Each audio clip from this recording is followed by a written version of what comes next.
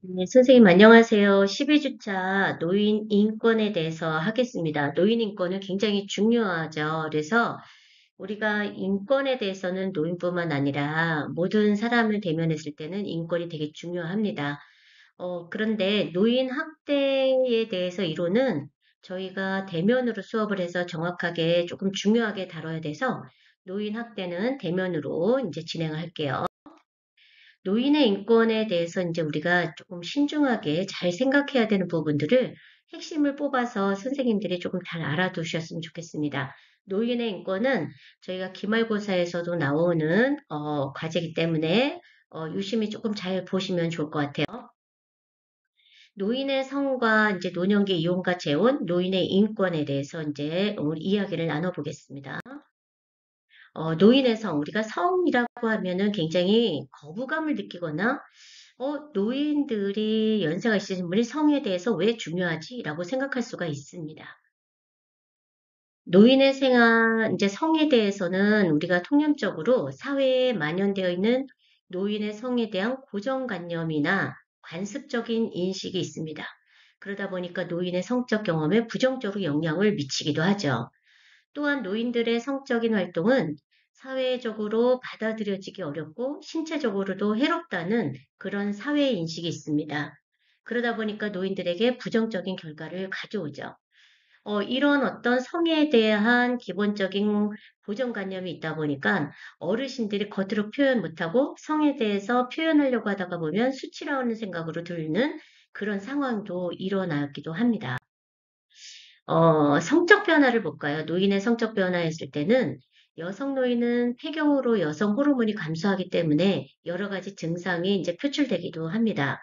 생식기의 위축으로 손상을 입거나 감염되기도 쉽고요.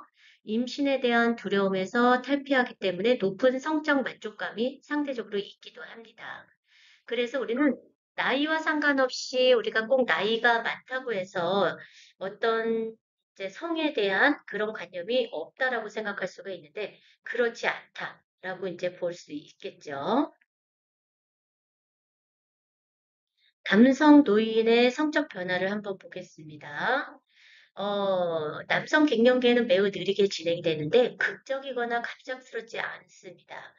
그리고 신체적 에너지의 쇠퇴가 되고 경제적 중압감이 생기면서 사회적 지혜 상실과 심리적의 반은 이제 조금 이제 많이 있는 상황이죠. 그러다 보니까 성적 불능이 생기고 노인의 성행위의 방해의 주요 원인이 되기도 합니다. 또한 남성 같은 경우는 혈압약이라든가 항우울제, 진정제 이런 것들이 성적 불능을 일으키기도 하고요. 당뇨병이나 알코올 중독, 혈관 질환, 전립선 질환 뭐 이런 부분도 있습니다. 또한 이제 심리적 영향으로는 사회적인 고정관념과 노인의 자신의 잘못된 신념으로 인해서 우리가 성적 불능이 일어나고 있습니다. 노인 성적 활동에 영향을 주는 심리 사회적 요인을 지켜보겠습니다. 과거의 성적 활동에 있어서 우리는 그런 유형을 볼 때에 일반적으로 중년이 되면은 그 성적 활동이 활발했던 그런 어떤 노인이 성적 활동이 굉장히 조금 변화가 생기기도 하죠. 그리고 이제 노인에 되어서도 성적 활동이 활발한 사람들도 있기도 합니다. 그 다음에 이제 성교 외의 성적 활동에 대한 태도의 중요성도 되게 중요한데 거기에서 이제 보시면은 우리가 노인들이 발기뿐만 아니라 키스라든가 애무라든가 마사지, 껴안기 등을 통해서 성적 활동을 즐길 수 있다는 점을 인식하고 있습니다. 또한 사회 태도에 대한 반응이죠. 노인의 성에 대한 사회적인 통념은 노인의 자아 개념에 매우 중대한 영향을 미칩니다. 또한 배우자의 유무에 있을 때 배우자가 있고 없고의 차이도 굉장히 크죠. 여성에게 있어서 배우자가 없다는 점은 성적 활동에 제한이 따르기도 하는데 우리가 이제 주거 상황에서 사생활이 보장되지 못하는 주거 환경 그런 것도 역시 성적 활동을 방해하는 중요한 요인으로 잡고 있습니다. 인간의 성적 반응은 편의상 흥분기, 흥분 고조기, 쾌감기, 색태기 등 4단계로 구분이 되어 있어요.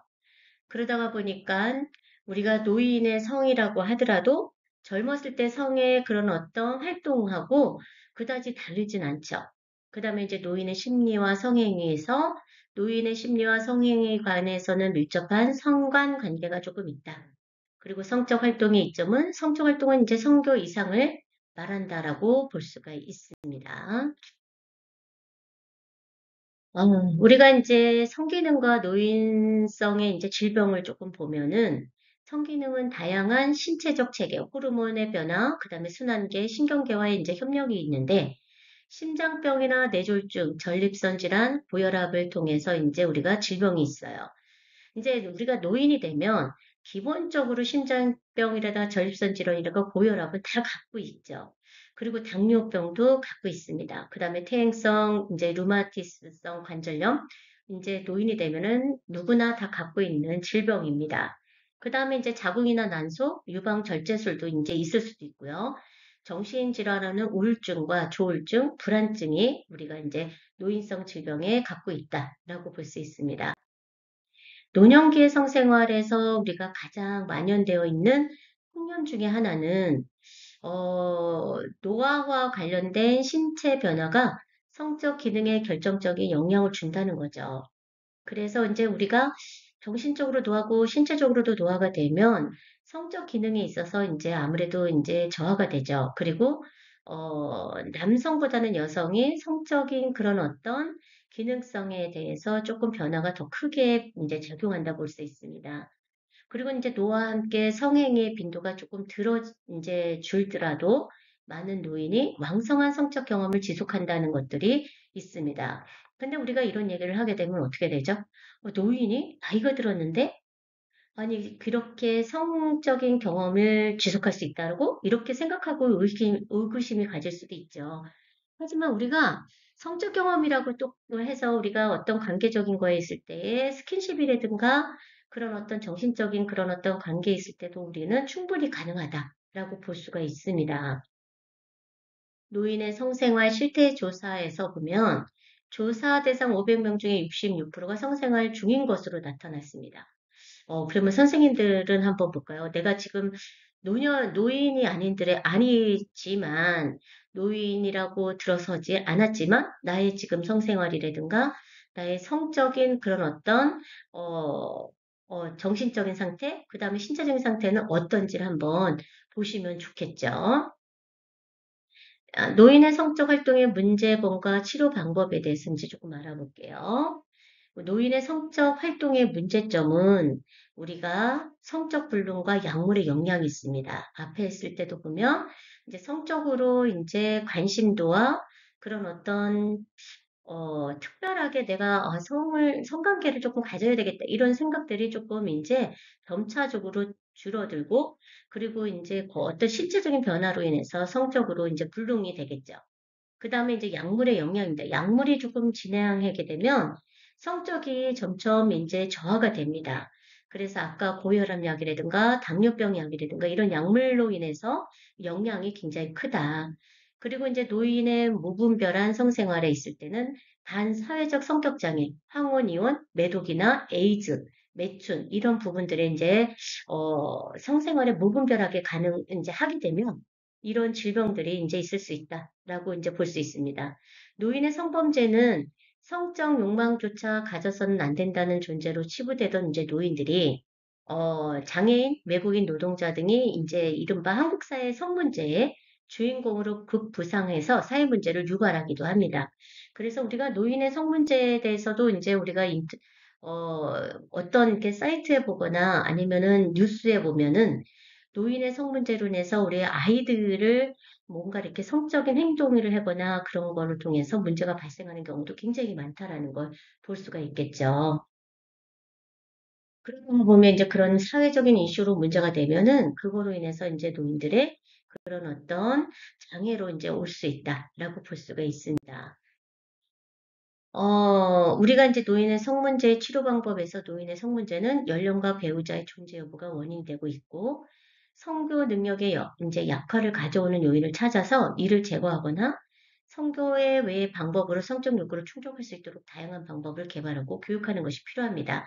그래서 우리는 노인의 성문제에 대한 치료 방법에 있을 때는 교육이 되게 필요해요. 성교육이. 이제 어떻게 진행을 해야 되는지. 그래서 성교육을 우리가 전달하는 과정에서 어떻게 해야 되는지가 되게 중요한 역할로 볼 수가 있습니다. 그러다 보니까 우리는 성교육에 있어서의 노인은 성적인 활동을 할 수가 없다라고 생각하는 고정관념을 배워야 되고, 그 다음에 노인의 성생활에 있을 때에 정신적으로, 그 다음에 신체적으로 그런 어떤 굉장히 좋은 역할도 많은데, 그거를 꼭 나쁜 시선으로만 바라보는 건 아니다라는 교육이 우리는 꼭 필요하다라고 볼 수가 있습니다. 그 다음에 이제 노인의 성적 활동의 이제 치료 방법이라든가 이제 그런 걸 봤을 때 노인기 성적 활동의 촉진 방안이 있습니다. 의학적인 접근으로 심리적 요인과 신체적 요인을 파악하기도 하는데 약물이나 수술로 이제 기능을 회복을 돕는 것도 필요하지만 우리가 이제 노인 관련 전문가들은 노인들이 성적인 관심을 지속적으로 표현하도록 독려하고 지지해야 된다라고 볼 수 있습니다. 그래서 내가 성적인 그런 어떤 관심의 감정의 표현, 내가 그런 어떤, 내가 그 사람하고 관계 있을 때에, 부부 관계 있을 때에, 내가 이제 이런 부분에 있을 때에 어떻게 표현해야 되는지 그런 것들을 독려하고 지지해주고 그리고 이제 그 노인들이 이게 문제가 아니다. 내가 성적인 관계에 있을 때 관심이 많다라는 거는 문제가 아니라는 거를 우리는 또한 알려줘야 되겠죠. 그리고 이제 성적 활동을 성교로만 생각하는 노인들에게는 새로운 성적 활동을 개발하도록 독려해야 됩니다. 그러기 위해서는 친밀감과 즐거움, 성취의 상호작용을 유도할 필요가 있다라고 볼 수가 있겠죠. 예, 노년기의 이혼과 재혼에 대해서 이제 알아보도록 하겠습니다. 요즘에 황혼이혼이라고 해서 굉장히 많이 들었죠. 그래서 노년기의 이혼은 어떤 문제와 이제 우리가 재혼에 있을 때는 또 어떤 필요성인지를 조금 알아볼게요. 황혼이혼, 우리 선생님들은 어떻게 생각할까요? 황혼이혼은 필요하다? 아니, 필요하지 않다라는 거를 떠나서 황혼이혼이 이루어지는 이유가 뭔지를 우리가 먼저 사유에 대해서 조금 알아야 되겠죠. 65세 이상 고령자의 이혼이 급증하고 있습니다. 황혼 이혼은 여성의 빈곤화로 인해서 좀 많이 발생이 되고, 그 다음에 이제 노인의 이혼녀라는 다중 철학적인 문제점을 비롯해서 기형적인 부부 관계가 조금 있습니다. 또한 자녀의 심리적인 미독립 등의 문제와 더불어서 이제 자신의 이제 어떤 상실감과 분노, 외로움, 그리고 이제 젊었을 때의 그런 어떤 폭력적인 거, 그 다음에 내가 받은 그런 어떤 이제 비냥, 그 다음에 언어적인 폭력, 그 다음에 정신적인 폭력, 이런 여러 가지들이 많이 있을 수가 있어요. 그런 어떤 심리적 문제를 가중시키고 삶의 질을 낮추는 요인이 되기 때문에 노인 문제뿐만 아니라 가족 해체를 초래하는 현상으로서 이제 그 여파가 매우 크다고 볼 수가 있습니다.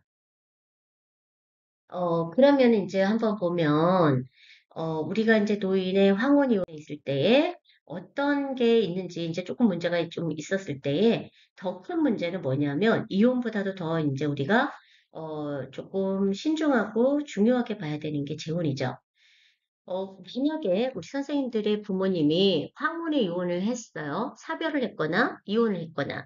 그런데 이제 연세가 65세 이상이 지금 이제 70이 넘었는데 갑자기 재혼을 한대요. 그러면은 어떤 생각이 들까요? 찬성할까요? 반대할까요?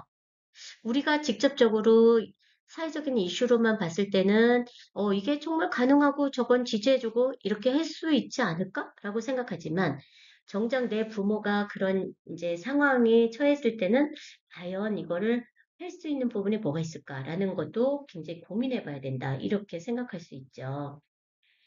그래서 이제 우리가 이거를 봤을 때, 이제 재혼했을 때는 타인과 친밀한 인간관계 회복에 있어서의 자신만의 외로운 세계로 탈출을 의미하기도 합니다.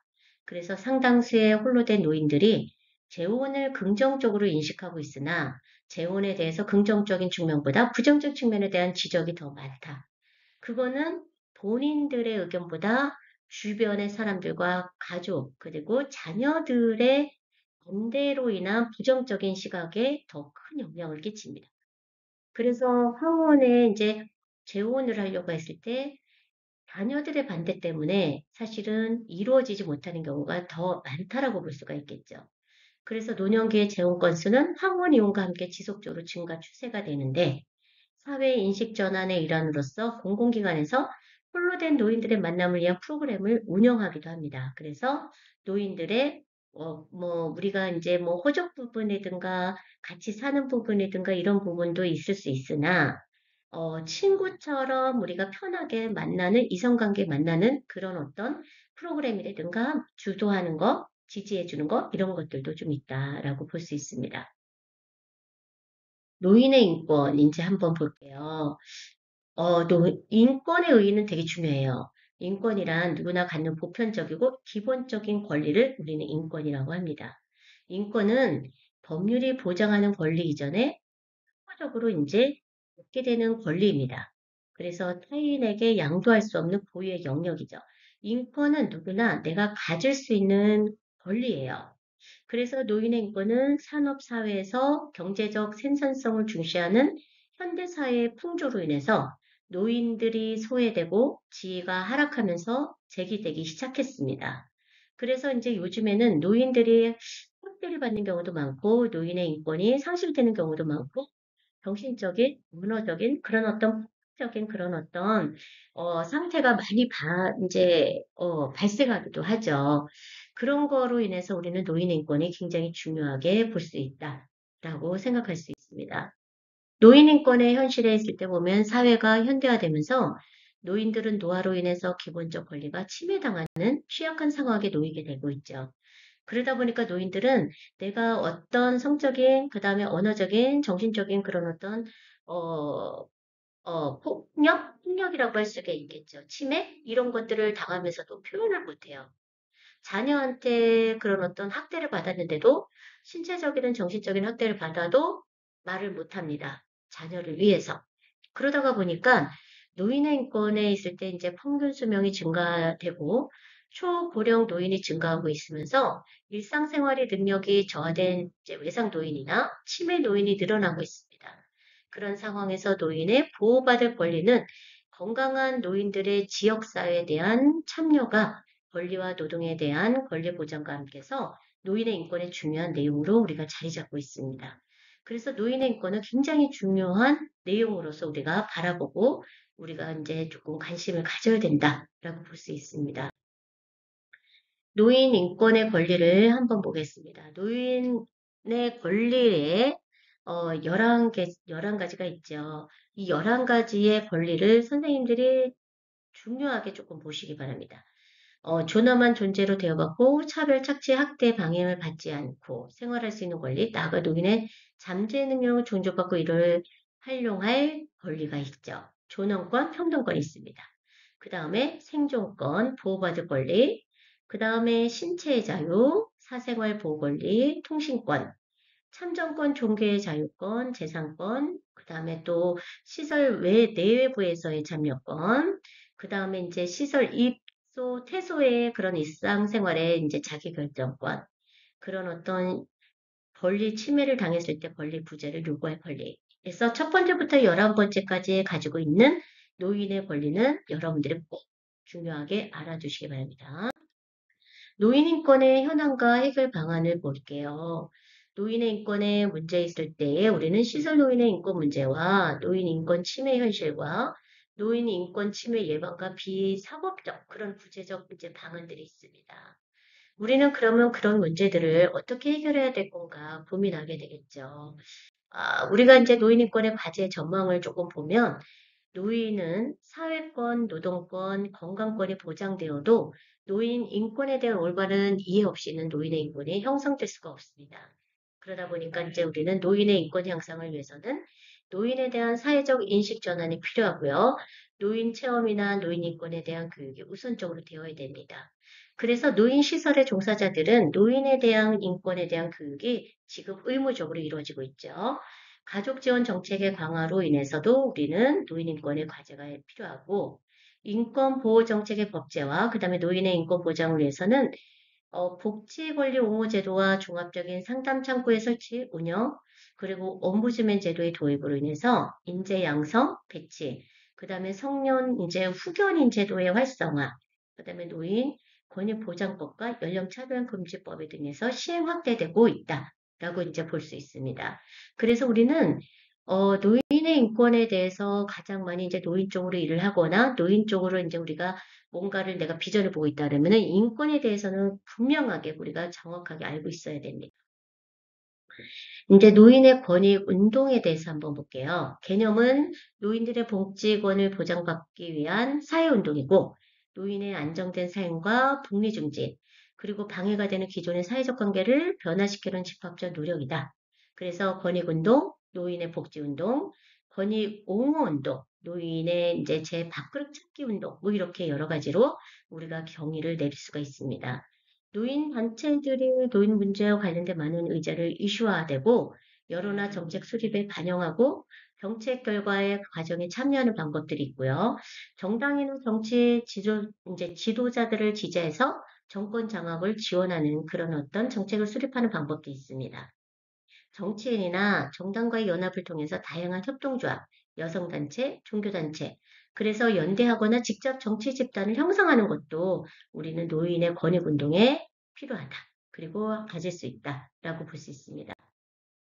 노인 권익운동의 전개 및 현실에서 보면은 산업화와 핵가족화가 되면서 우리는 노령화가 인해서 노인들이 가족과 사회로부터 분리되게 됐죠. 그러다 보니까 인권적 차원에서의 문제가 야기되는 현상이 있어서 고령화가 이제 앞선 이제 서구 사회에 먼저 나타났습니다. 노인들의 권리 보장을 위한 권익운동도 서구화에서부터 시작되었죠. 외국의 노인 이제 권익운동에서 보면 미국의 노인 권익운동의 핵심 단체는 미국 은퇴자 협회와 그레이 벤더스 이렇게 있습니다. 일본의 노인 권익운동에 가장 두드러지는 것은 전국 고령자 사업단의 활동이 있습니다. 한국의 노인 권익운동은요, 우리나라에서 최초로 결성된 노인 권익단체는 전국 노인단체 연합회가 있어요. 1968년에 발족되었으나 순수 민간단체라기보다는 조금 애국운동, 지역사회봉사 이런 활동으로 목적으로 이제 조직이 되었는데 이제 그러니까 반관변적으로 성격을 띠고 있다 보니까 노인의 권익운동은 2차적 목표에 불과했어요. 그러다 보니까 활성이 안 되고 노인의 인권에 권익운동은 그다지 그렇게 크게 발전되지 못했죠. 92년 저소득층 경로수당 지급과 함께 이루어진 고령자 고용 촉진법 제정이라는 이제 대통령 공약을 받아내서 노인의 생존권 보장과 노동권 보장을 확보하는 권익운동을 펼치기 이제 시작했습니다. 이제 또한 노인의 권익운동이 활성화되고 소기의 목적을 달성하기 위해서는 정치적 기회구조, 내적 리더십, 조직의 역량, 응집력 이런 것들을 조건을 갖춰야 된다라고 이제 볼 수가 있겠습니다. 네, 노인들의 문제점, 노인의 권익운동의 문제점과 과제를 보면 노인들의 권리에 대한 의식 수준이 낮고 응집력이 약하다. 노인들의 정치적 결속력이 취약하고 정치적 기회구조가 폐쇄적이고 노인들의 정치 참여가 부진하다. 그 다음에 노인 권익단체 인적, 재정적 역량이 약해서 우리가 정치적 압력 기능을 수행하지 못한다는 것도 있습니다. 또한 이제 리더십이 취약하고 그 다음에 로비력과 추진력이 미약하고 그 다음에 이제 정책 대안을 우리가 하는데 한계가 있다라고 볼 수 있죠.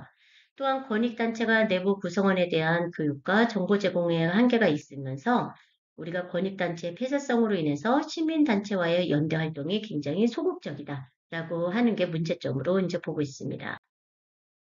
그러면 우리가 이제 노인의 어떤 권익운동을 과제로 봤을 때는 어떤 것이 있을까요?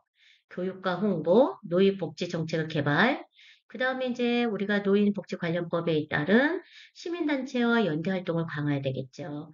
그 다음에 이제 회원 확보, 의식화 교육, 응집력 강화, 안정성 재정 확보, 이런 것들도 굉장히 자발적으로 움직여야 된다. 그 다음에 노인복지관련위원회에서 노인대표와 노인복지 전문가들이 적극적으로 참여하는 게 중요하고요. 또 노인들의 이제 정치적 결속력을 강화하고 정치적 기회구조를 확대하는 노력도 필요합니다.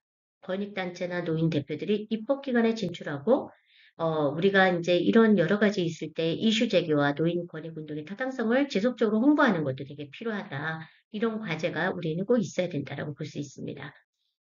여기까지 우리가 노인 인권에 대해서 진행을 했고요. 선생님들이 노인 인권에 대해서는 가장 중요한 노인 복지에서 필요하니 꼭 알아두셨으면 좋겠습니다. 네, 토요일 날 다시 만나서 여러 가지로 또 이야기 나누면서 우리가 중요한 사안에 대해서 또 우리가 알아보도록 하겠습니다.